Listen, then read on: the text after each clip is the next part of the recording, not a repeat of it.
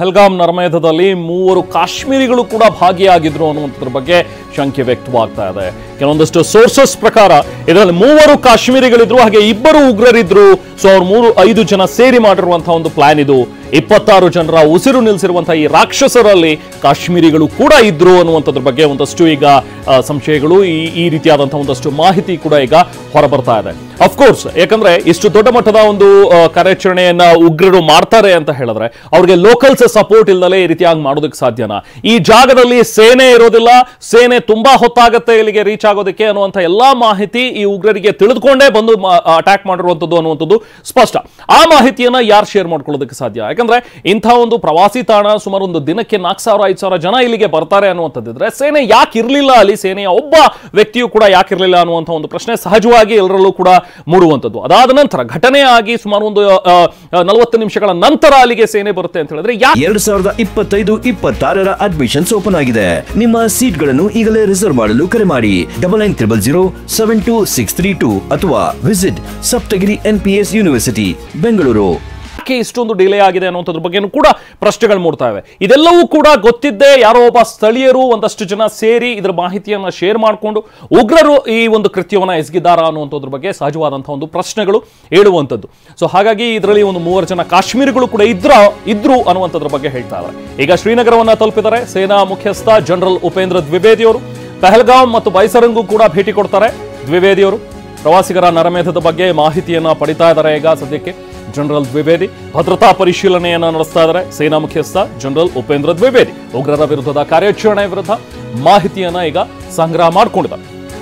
Lieutenant ಗವರ್ನರ್ನ ಕೂಡ ಅಲ್ಲಿ ಭೇಟಿಯಾಗಿ ಅವ್ರ ಜೊತೆಗೆ ಒಂದು ಮೀಟಿಂಗ್ ಇರುತ್ತೆ. ಅದಾದ ನಂತರ ಸ್ಥಳಗಳಿಗೆ ಹೋಗಿ ಅಲ್ಲಿ ಪರಿಶೀಲನೆಯನ್ನು ಮಾಡುವಂಥದ್ದು. ಒಂದು ಫೋಟೋವನ್ನು ಕೂಡ ತಾವು ಗಮನಿಸಬಹುದು. ಈಗ ಸೇನೆಯ ಜೊತೆಗೆ ಇರುವಂತಹ ಜನರಲ್ ದ್ವಿವೇದಿಯವರು ಪಹಲ್ಗಾಂವ್ ಬೈಸರನ್ ಅಂತ ಹೇಳಿದ್ರೆ ಪಹಲ್ಗಾಂವ್ನಲ್ಲಿ ಆದಂತಹ ಒಂದು ನರಮೇಧ ನಡೆದಂತಹ ಒಂದು ಜಾಗ ಏನಿದೆಯಲ್ಲ ಅಲ್ಲಿಗೂ ಕೂಡ ಭೇಟಿಯನ್ನ ಕೊಟ್ಟು ಮಾಹಿತಿಯನ್ನ ಪಡ್ಕೊಳ್ತಾರೆ, ಪರಿಶೀಲನೆಯನ್ನ ಮಾಡ್ತಾರೆ. 2025-26ರ ಅಡ್ಮಿಷನ್ಸ್ ಓಪನ್ ಆಗಿದೆ. ನಿಮ್ಮ ಸೀಟ್ಗಳನ್ನು ಈಗಲೇ ರಿಸರ್ವ್ ಮಾಡಲು ಕರೆ ಮಾಡಿ 9900072632 ಅಥವಾ visit Saptagiri NPS university Bengaluru. ಜೊತೆಗೆ ಉಗ್ರರ ವಿರುದ್ಧದ ಕಾರ್ಯಾಚರಣೆ ಹೇಗೆ ನಡೀತಾ ಇದೆ ಅದ್ರ ಬಗ್ಗೆನೂ ಕೂಡ ಡೀಟೇಲ್ಸ್ ಅನ್ನ ಪಡ್ಕೊಳ್ತಾ ಇದ್ದಾರೆ.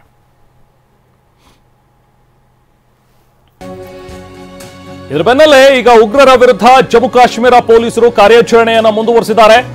SIT ಯನ್ನ ರಚನೆ ಮಾಡಿದ್ದಾರೆ. ಈಗ special investigation team. So ASP ನೇತೃತ್ವದಲ್ಲಿ ಪೊಲೀಸರ ವಿಶೇಷ ತನಿಖಾ ತಂಡ ರಚನೆಯಾಗಿದೆ. ಇದರ ಒಂದು ವಿಚಾರಣೆ ನಡೆಸುವಂತಹ ಒಂದು ಸಲುವಾಗಿ 200ಕ್ಕೂ ಹೆಚ್ಚು ಜನರನ್ನ ವಶಕ್ಕೆ ಪಡೆದು ವಿಚಾರಣೆಯನ್ನ ಮಾಡ್ತಾ ಇದ್ದಾರೆ. ಸೊ ಈಗಾಗಲೇ ಪೊಲೀಸ್ ಸೋರ್ಸಸ್ ಪ್ರಕಾರ ಯಾರನ್ನು ಅರೆಸ್ಟ್ ಮಾಡಿಲ್ಲ, ಬಟ್ ಒಂದಷ್ಟು 200ಕ್ಕೂ ಹೆಚ್ಚು ಜನರನ್ನ ವಶಕ್ಕೆ ಪಡೆದು ಯಾರೆಲ್ಲರ ಮೇಲೆ ಶಂಕೆ ಇದೆ, ಅನುಮಾನಗಳಿವೆ ಅಂಥವ್ರನ್ನ ಕರೆಸಿ ಮಾತಾಡುವಂಥದ್ದು, ಅವರಿಂದ ಇನ್ಫಾರ್ಮೇಶನ್ ಪಡೆಯುವಂತಹ ಒಂದು ಕೆಲಸ ಈಗಾಗಲೇ ಆಗ್ತಾ ಇದೆ. ಸೊ ಹಾಗಾಗಿ ಜಮ್ಮು ಕಾಶ್ಮೀರ ಪೊಲೀಸರಿಂದ ಒಂದು SIT ಫಾರ್ಮ್ ಆಗಿದೆ, ಒಂದು ವಿಶೇಷ ತನಿಖಾ ತಂಡ. ಇವ್ರ ಕೆಲಸ ಏನಂತ ಹೇಳಿದ್ರೆ ಈಗ ಪಹಲ್ಗಾಂವ್ನಲ್ಲಿ ಆದಂತಹ ಒಂದು ಅಟ್ಯಾಕ್ ಏನಿತ್ತಲ್ಲ ಅದರ ಹಿಂದೆ ಯಾರಿದ್ದಾರೆ, ಇದು ಹೇಗಾಯ್ತು, ಇದೆಲ್ಲವೂ ಕೂಡ ತನಿಖೆಯನ್ನ ಮಾಡಿ ವರದಿಯನ್ನ ಒಪ್ಪಿಸುವಂಥದ್ದು. ಸೊ ಒಂದ್ ಕಡೆ ಸೇನೆ ನಡೆಸ್ತಾ ಇರುವಂತಹ ಒಂದು ಕಾರ್ಯಾಚರಣೆ, ಯಾರೆಲ್ಲ ಉಗ್ರರು ಇದರಲ್ಲಿ ಇದ್ರು. 2025-26ರ ಅಡ್ಮಿಷನ್ಸ್ ಓಪನ್ ಆಗಿದೆ. ನಿಮ್ಮ ಸೀಟ್ಗಳನ್ನು ಈಗಲೇ ರಿಸರ್ವ್ ಮಾಡಲು ಕರೆ ಮಾಡಿ 9900072632 ಅಥವಾ visit Saptagiri NPS university Bengaluru. ಜೊತೆಗೆ ಯಾರು ಲೋಕಲ್ಸ್ ಯಾರಾದರೂ ಇವರಿಗೆ ಸಪೋರ್ಟ್ ಮಾಡಿದಾರ ಅಂಥವ್ರನ್ನ ಐಡೆಂಟಿಫೈ ಮಾಡಿ ಅವ್ರ ವಿರುದ್ಧದ ಕಾರ್ಯಾಚರಣೆ ಒಂದ್ ಕಡೆ ನಡೀತಾ ಇದೆ. ಮತ್ತೊಂದು ಕಡೆ ಈಗ ಪೊಲೀಸರು ಕೂಡ ಒಂದು SIT ಫಾರ್ಮ್ ಮಾಡಿದ್ದಾರೆ.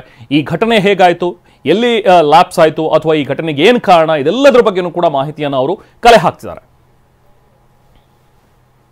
ಕ್ಷಣ ಕ್ಷಣಕ್ಕೂ ಆತಂಕ ಕೂಡ ಹೆಚ್ಚಾಗ್ತಾ ಇದೆ.